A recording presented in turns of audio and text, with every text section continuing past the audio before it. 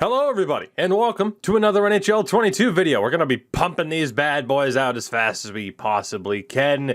A bit of a reactionary video today in regards to the comment section that we had for our jersey rundown and our roster rundown that we posted. Again, posting those by popular demand, really, heading into the start of NHL 22. I was going through the comment sections, I saw a lot of different questions and thought, hey, why not answer them directly and just kind of react to some of them? So first and foremost, I still can't say that name, but it's awesome to know that team is Polish. Again, roster sharing very much in the game. Harrison asked if I could do, and he wasn't the only one, the goal horns that are in the game. And that brings me to a bit of bad news, unfortunately. In terms of the NHL teams that are out there, I mean, maybe if it's not available in Create a Team, but the Create a Team suite is identical, essentially, to what it was before. Obviously, the arenas look a little bit better. Play-by-play name-wise and everything, I believe that there are a few more team names in here. For player names, they added a butt-ton of names, especially for old NHL players who used to be in the game. So for guys like my buddy Snipe and Score that do retro rosters that you guys will now be able to get on roster sharing, a lot of those names will be accurate. But if you're talking about certain like custom logos, again, I regret to inform you, at least for the moment, it's basically all the same. Jersey styles, that's also basically all the same. There are no new mascots. The creation suite, as we'll call it, has not really changed at all. We'll keep looking around here. What else do we got? Someone thinking Devon Toews is overrated. It's perfectly fine. You go ahead and think that. Can you show the Finland rosters and the players? That was one thing I actually missed. I missed showing off a couple of the players. For those of you who watch the roster rundown, you'll know that the alumni rosters do have X factors. I didn't discover that until I was already at that point, and I'm like, oh god, I really don't want to do this. But of course, in terms of edit players, I'm not allowed to look at those particular rosters. I guess player movement would be the best place to do it. And of course, while we're here, I can also show you guys the free agent list, which you would have gotten a look at if you caught episode 1 of our new Seattle Kraken franchise mode series. So make sure you check that out. But the free agent list, again, Tuukka Rask is there. Someone like Bobby Ryan there as well. I'll scroll through the top names. There is no... I mean, again, it's almost a negative connotation that people have associated with calling it a Make-A-Wish kid, but there's no example of that. There's no example of just some random dude being here. It's pretty much just all the proper free agents as you would expect. Now, a lot of these guys, of course, have signed elsewhere. There are duplicate players, as per usual. Some of these guys might be on a team in the Czech Republic and in the Czech League, but then all of a sudden, of course, they show up here as well. But that's a general look at the free agent list. And for the international rosters, I mean, it's what you would expect, right? Like, it's the highest rated players in the game from those particular nations. There's no real tremendous example, I would say, of like, oh, here's this guy that's here, but maybe he's not in the rest of the game, as you get a look at, again, who's on Team Canada by default. As I talked about in the jersey rundown, for the vast majority of these nations, you don't have an example either of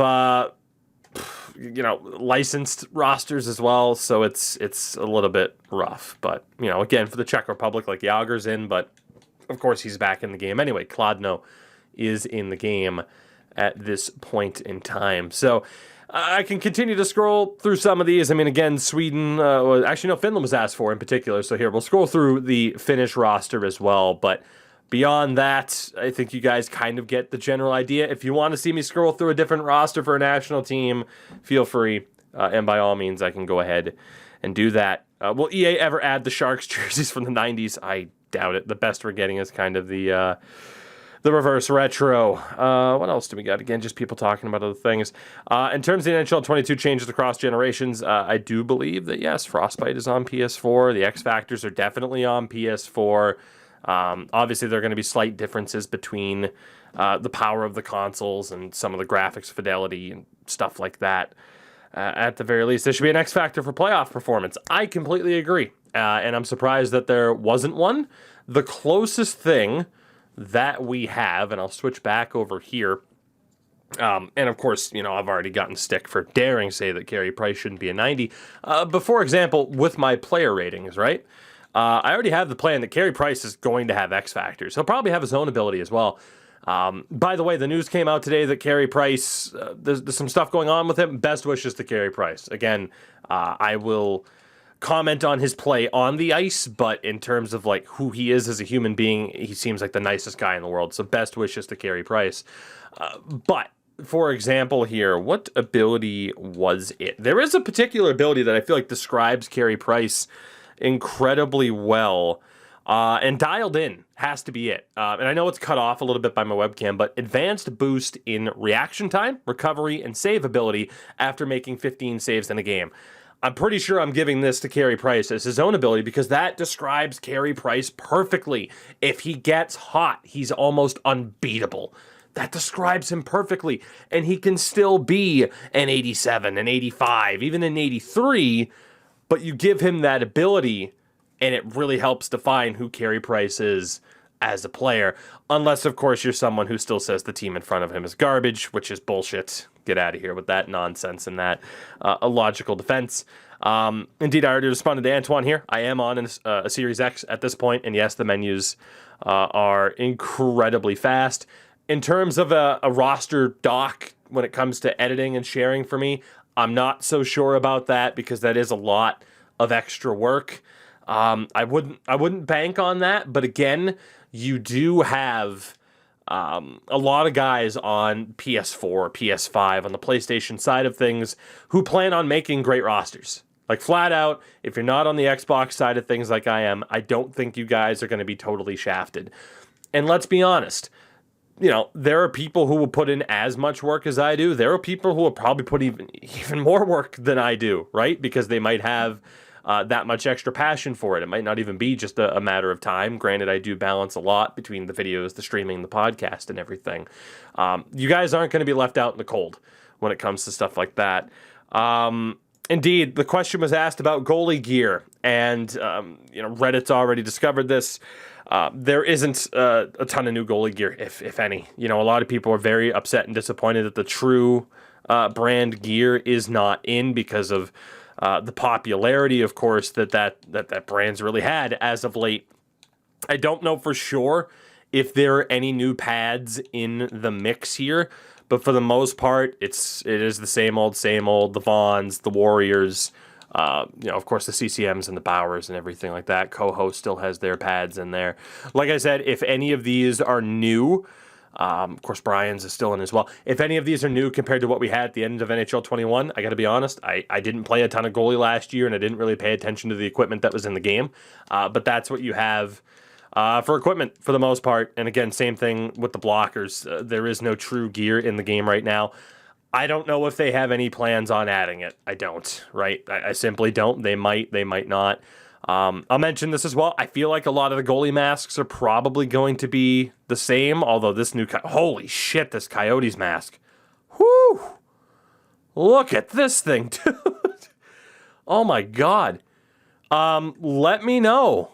Let me know if you want to see me do a rundown of like the goalie masks and stuff in the game. I can definitely do that, especially if more of them are going to be like that Yotes mask. Holy crap. That was sick. Let's see what else we got. And again, let me know down in the comments any questions you have about NHL 22. I will do my very best to put out more videos like this and answer those questions. Crazy that Tanev doesn't have a hitting ability.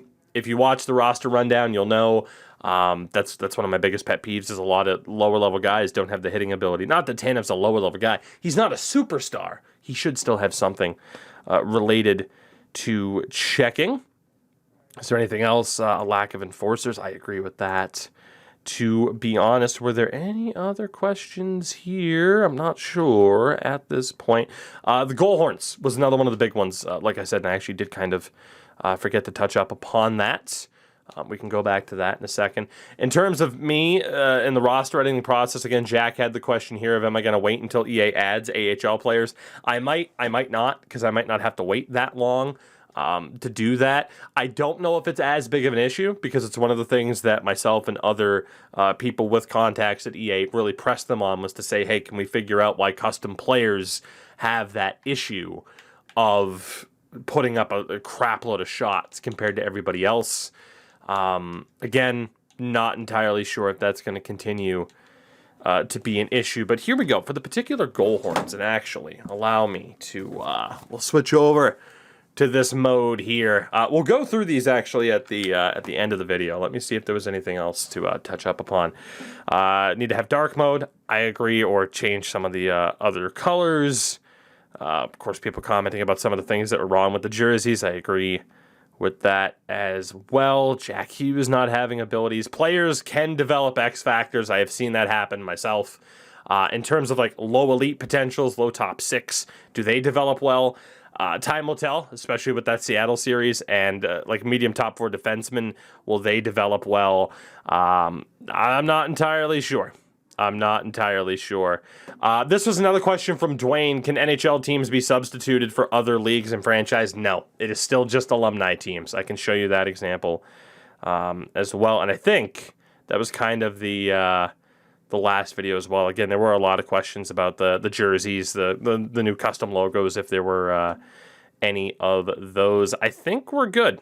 Yeah, I think we're good for those particular videos. So again, as we listen over to the idea of these beautiful things, I'll play a quick tidbit of each one, maybe. I don't know. I'm pretty sure they're all the same, man, that they were last year. I'm pretty sure. Here, let me boost up the audio a little bit. Enjoy these goal horns, baby. Obviously, the Ducks are good. Bruins are realistic. You know what I'll do? I'll play through all these for you guys, and I'll leave the video at that. So for those that want to see if they're all correct, hey, stick around. In terms of goal songs, don't hold your breath. Those are more difficult and way more expensive for them to license all the individual goal songs. Let me know in the comments if you have any other questions about NHL 22. I'll get back to you guys very soon. Tomorrow, probably at the latest. Thank you for checking out the videos on the channel, and I'll see you guys around.